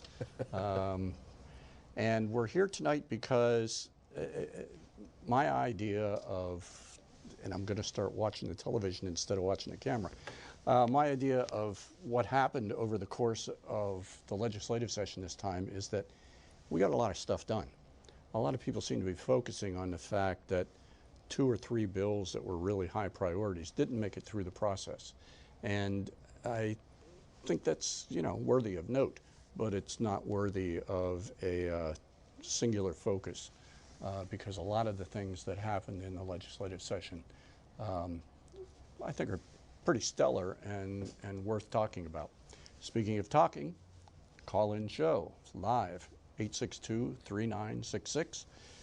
We've got information on bills. We've got copies of the House budget. I did not print the final one because it's big.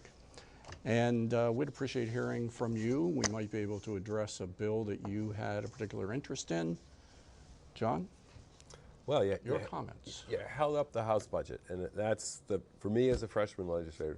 One of the first things that's important is the $6.1 billion budget. It's balanced. Yeah. About a 2% increase from the year before, and there's no new taxes. And that's significant. It is. A lot of people contacted me to say something along the lines of, "What have you done to make Vermont more affordable?" And a no tax increase, that's significant in that regard. And if I look at it, we've done a number of things. I think a big thing for families with young children is this child care bill that put $7.4 million, and it was to expand the opportunities and subsidies available for families that have young children to be in child care. And that is really, really important because I know when I was running the Flynn Center, anytime someone was having a baby, they were all excited about it. And as soon as they realized they were pregnant, they got on waiting lists for centers because there's not enough. And that wasn't soon enough. No, it wasn't soon enough. There were wait lists and stuff. And even in Chittenden County, it's one picture, but in rural areas, it's a lot different. So 7.4 million are something the governor identified as a priority, and I would say the whole legislature got together on this. And this is a problem that I think that Vermont has not been able to get a good handle on. 20 years ago, when I was president of ESCA, we joined forces with then Lieutenant Governor Doug Racine and opened 6 or 7 child care centers with an emphasis on infant slots in Brattleboro, in Bennington, at the school in Brandon, one in Waterbury, kind of all over the state. And it was primarily dedicated to state employees. It was happening on like the Vets Home facility. It just got consumed by every other employer in town. Infant care has always been a gargantuan problem in the state. And I hope this money does something to resolve it. Well, I think it's going to do some part of it now when we get back, because, one of the disappointments I think for me and I think for you and many people is the paid family leave bill did not go through, and the minimum wage didn't go through. And if we're really going to have this state invite young people with families, we have to change both of those. And the paid family leave is very essential for families struggling with having new babies at home, and also to take care of their elders and to take care of themselves. It just makes a lot of sense. And even though we didn't get those across the line, I would say that the Senate and the House had very different versions of what was doable in our chambers, and they were kind of held up and some shenanigans went on, but I think we're going to get better bills out of it. And I'm glad we called it off. I'm proud of the Speaker of the House for doing that, and it's like, okay, we're going to go back, we're going to fix these, because Vermonters do need a raise. No, we agree. And I think a cooling off period is a good thing, because people are now still talking about solutions that'll get us over the hump of where we were. The paid family leave, to my mind, a little more complicated than the minimum wage. But going back to the childcare piece, the number of people that look at the expense of childcare, if you have 2 kids, particularly if they're under the age of Oh my 4, gosh. Yeah. it becomes a toss-up as to whether or not it's more beneficial to work or to stay at home and not pay. And that's not a situation that we should put Vermont families in. And those situations usually rely on the woman in the household to stay home. So it furthers the wage gap, it furthers the whole issue of equality in the workplace. And so it's just, we have to fix that. And I think we can, and I sure hope we will. You know, the interesting thing about the 150 members of the House is there's, yes, the Democrats and the Progressives are 103 if we all vote together, but we're not all together. We're not a singular body. No. And, you know, we have our rural Democrats, we have our progressive Democrats, we have our blue dog Democrats, we have our urban Democrats, and all of those 4 different sectors have different perspectives on minimum wage and paid family leave and any number of issues. And the great thing about that is, you know, you can get 76 votes in the House to pass something, but that does not withstand a veto. And so for these issues, we have to come up with something that will have 100 votes in the House if the governor chooses not to put into law paid family leave minimum wage. And so crafting that compromise, that solution, is going to be, you know, I think the art of the politic now. I agree. So, I agree. you know, perceptually, another thing that I don't think we've been able to talk about holistically, because I know the environment issues are so important, and I loved when the young people came down and shut down the House with their protests saying, you got to do more, climate change, these are really important issues. And they seem to get it. They get it. And you know, it's their generation that is being decimated by this. But if you look at our budget, that whole big budget, $167 million went into environmental issues. And that is significant. $50 million for clean water. You know, we have to commit to that every year now, and that's a sizable thing. But we increased weatherization efforts. We increased incentives for electric vehicles. All these are important. And then we also now have in Vermont the most stringent anti-plastic law. So we banned single-use plastics in Vermont. And that happened as of today, July 1st, as we're talking. And that's pretty significant that we get rid of all this plastic that is killing animals, you know, in the ocean. And it's a complicated piece of legislature to understand what it means and, you know, what is available for people. But I think it was a right stand to take. And so to me, all of that does fit into this $167 million environmental investment. Now, you know, we're an urban state, we're a rural state, we have a farming state. So it's very complicated to figure out agriculture's piece in this, transportation's piece in this, and our waste piece in this. But I think slowly we're making strides towards the environment. Yeah, I agree. I think I would have gone a little bit farther with the plastic ban and started to look at detergent bottles and things like that that just fill up the landfills. It's a great first step. I look at it sort of from, I remember the day that we walked out of the State House and you said something about I look at things with a different perspective every now and then. The stuff that is used to make the plastic is also, I mean, you can invest in using that to make paper or plastic bags, or you can invest in it to make hospital equipment. It's a resource that's going to disappear eventually. It comes out of the ground. They're petrochemicals. That's another thing that should be saved for future generations, because there are certainly things in the hospital that I would like not see go back to bamboo and steel. So a lot of progress was made. You know, another significant thing about our environment is that we are testing all schools and all child care centers for lead in the water. So we're not poisoning our kids. And that's going to be significant because we cannot have lead pipes poisoning the kids. Yeah, this is a standard that is very low also. Yes. I mean, it's a noble one to try to reach. It's not like we live in Michigan where what comes out of the tap is poisonous. You know, in my committee, General Housing and Military Affairs, we, of course, we deal with our veterans. And, you know, you had your first bill come in, and I did. So amazing when you came up with this. You brought it forward, you brought it into the committee, you brought it to the House. And the day it was passed, I looked at you and I was like so proud to know you, but also I saw you. Well, you should mention that bill, because we have actually we're working from a list that 7 Days put out that they called Guide to the Most Important Bills of 2019.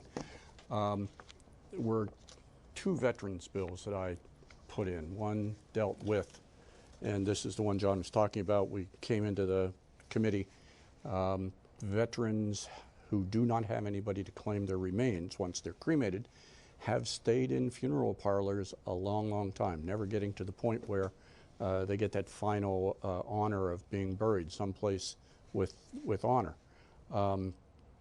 We brought a bill forward that said 18 months, that's the end of that. The funeral director sends the remains off to the military cemetery in Randolph, and that's the end of it. During committee conversation, the representative from the Funeral Directors Association said, there's someone in a funeral home in Rutland who's been there for 20 years.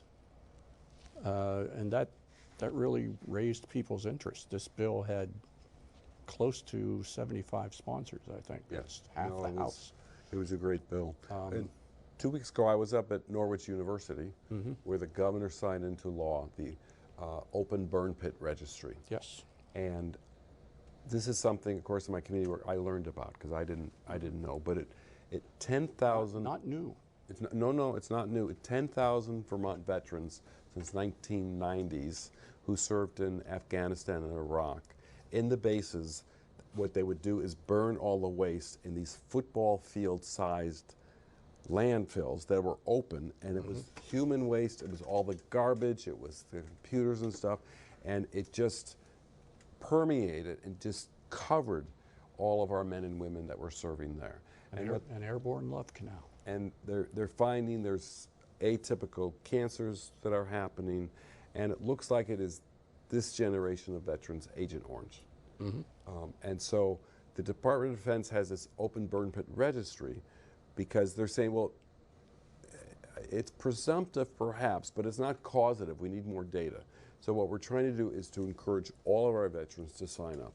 And anyway, it was great. The governor signed it. We were at Norwich University, which is a military school, and it was, you know, another part of supporting our veterans, which is really important.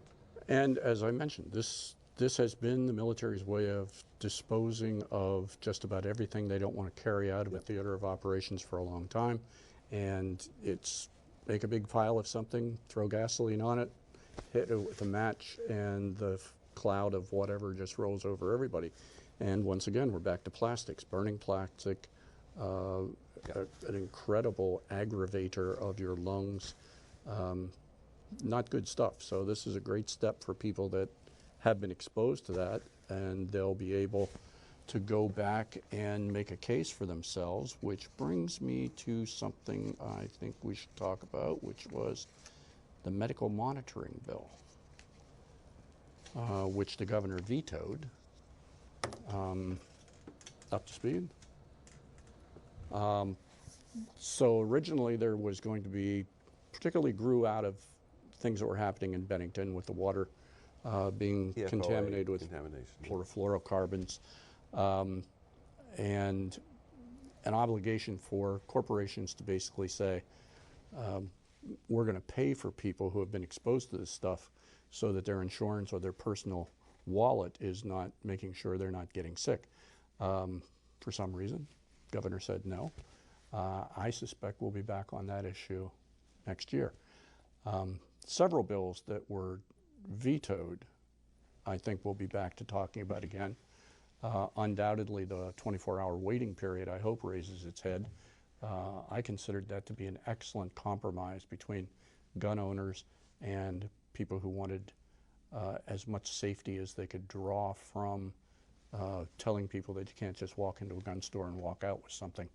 And I noticed you talked in your local report about that. Yes, the gun safety thing was very important. Our parents from Essex who came in, and it was heartbreaking when they talked about their son impulsively got a gun and killed himself. And I mean, that's really all it's trying to do is to, but you know, get people a little more stabilized, just a 24-hour period, and people can still get their guns and stuff.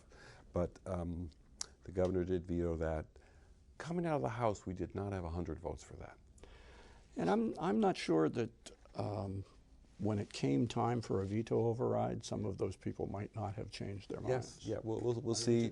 It's a different vote whether you're going to vote for it to begin with, or whether you're going to be a yes/no on something that is that. It's significant. Oh, we held a lot of very significant, heartbreaking. Yeah, we heard a lot on the effect of 24 hours to break a little train that's about to go off the track. The other side of the coin, though, is I've talked to a lot of gun owners in my district, and I'm a gun owner myself, to go for a 24-hour waiting period as opposed to some of the rather extreme ones that other jurisdictions have opposed. For gun owners, it's almost a gift from God. It allows people to continue to have the gun shows like the Barry Gun Show and other places in the state. You can still make a purchase. You just have to do exactly what we do when the snow falls. You can't get your winter tread tires put on the same day that you need it. You have to plan ahead. I basically think you should do the same thing if you want to purchase a gun. Even for the gun shows, there was an opportunity if you lived out of state that the gun could be shipped. Yes. To a neutral place. So yeah, it's too bad that didn't go. No, But you know what's interesting is that what the governor vetoed did get a lot of airtime, but there were so few bills that he actually vetoed. Yes, that's true. And you know, in terms of equity, two things happened. And the education committee did this great multicultural curriculum development for the state of Vermont, because we have to grapple with our whiteness. We have to grapple with that kind of privilege. And as our state is diversifying, particularly in Chittenden County, you know, our schools are unprepared for it. Our businesses are unprepared for it. So I think it's a first step to really look to be really inclusive and create a curriculum that works for all schools, so that we all get a whole picture of the we in all of us. Yes. The other issue that, and I reported on this on the floor, and that was an honor for me, was that we renamed Columbus Day to be Indigenous Peoples Day, really in recognition of the Abenaki, people who had lived here for 12,000 years in our region right here in what we call Vermont today. So, you know, to me that was really important, to really honor our ancestors, and to me it wasn't taking something away from Columbus, it actually added a fuller story about Americas. Yeah, there was a little firestorm that I noticed happening on Twitter. It's hard for us to realize we weren't here first. And maybe even the people that we think were here first weren't here first. The concept of somebody being honored for discovering something that was there all the time is a little bit strange to me. Sort of like the concept of throwing something away when we talk about the plastic bags, when you never throw something away, you just move it to another place because it doesn't go anywhere. And, you know, Columbus Day was a construct. Yes. In the 40s, the Italian Americans were the next group in, and the Irish had come in right before them, and now the Italians were being discriminated against. So the Knights of Columbus organized them. Well, let's do something to kind of make Italians be proud and make communities recognize the contribution. So it was, you know, a national holiday in the 40s. But what we learned at school about Columbus was it was not as heroic a figure as, you know, reality has it now, and as history's become more complex, we see that. So I don't think it was a loss for the state, because both past two governors have done proclamations honoring Indigenous Peoples Day on Columbus Day. So we already had recognized that tradition. And we had a bad tradition towards the Abenaki peoples in Vermont. Eugenics program, yes. The outgoing president of UVM just apologized for that in the 30s. for what was happening, and the university was participating in this, and Abenaki peoples were targeted and really forced out of our communities and had to really pass as white for generations. I think that there is a write-up in 7 days this week on the eugenics, following up on the eugenics piece. I'm jumping around here on this list. I got another one. Go for it. E-cigarettes. Oh yeah, I just got a call when we learned from about somebody vaping, today anyone about that has a teenager knows about this vaping stuff that's going on in the high schools. And the South Burlington reps, we had folks from South Burlington High School come, and when their teachers, we told the teachers to close their eyes, and we asked how many kids had tried the vaping e-cigarettes, and an alarming number of kids from our South Burlington High Schools raised their hands. And what we did was, first we put a tax on electronic cigarettes to match what significant a cigarette tax. So because it is cigarettes, and then also we changed the age from 18 to 21. Because what was happening, we were learning, is 17 to 8-year-olds were buying lots of this, and then they were selling them to the high school kids. So by moving the age, if people still want to do it, they can absolutely do it, but it's going to really break that issue of getting all these candy-flavored e-cigarettes into high schools and getting kids addicted, because it has higher forms of nicotine. It's shocking what... It's incredible how much nicotine. Yeah. So that's, again, it's a small bill, but I think it's really important to kind of protect our youth. And we see what buprenorphine and other addictive things have done to adults. Starting kids on nicotine that young, incredibly addictive, very hard to get off of, very damaging. That was a good move on Vermont's part to step out in front of that. Okay, now your committee has a big one coming up, because we already talked about paid family leave minimum wage coming up in January, but number 3, marijuana. You've done a lot of work on that in your committee. I think where are we? I think that probably we spent half of our committee time, maybe a third, touring facilities, looking at what the governor wanted, what the health department wanted, what education thought was, rolling all this stuff into one big ball. Yeah. And it came out of our committee different than it came in. We increased the marijuana commission from 3 people to 5. We did not go with what the governor wanted with the saliva tests. I had a kind of different opinion on that. I sort of thought, if it's not defensible at the Supreme Court, that's their business. They should be the ones that weigh in on that. I would have put it in the bill and allowed the bill to move forward. However, it never made it to the governor's desk for that veto, no veto decision. It's stuck in, I think, Ways and Means because of money that's being spent to create the commission. Set it up. All of the mechanism for how it's going to work comes out of a loan from the state that should be reimbursed once tax money starts coming in from the sale. There's some question as to whether or not a 3-person commission or a 5-person commission should be designated. There's a lot of work to do, even though other states have done it already. To put our particular stamp on it, I think is worth that. I wouldn't mind seeing a 5-person commission that shrank down to a 3 after 5 years. But those are things that are worked out over there. We do liquor control and in our thing. So, regulation of our marijuana market is going to be really important for safety reasons as well, of course. And then taxation. It is important that we monetize this. It's, one big issue that, if I could say, I know we're running out of time, and I'm 5 minutes. We did something I think extraordinary in Vermont, is that we assured women reproductive freedom and choice in their health care.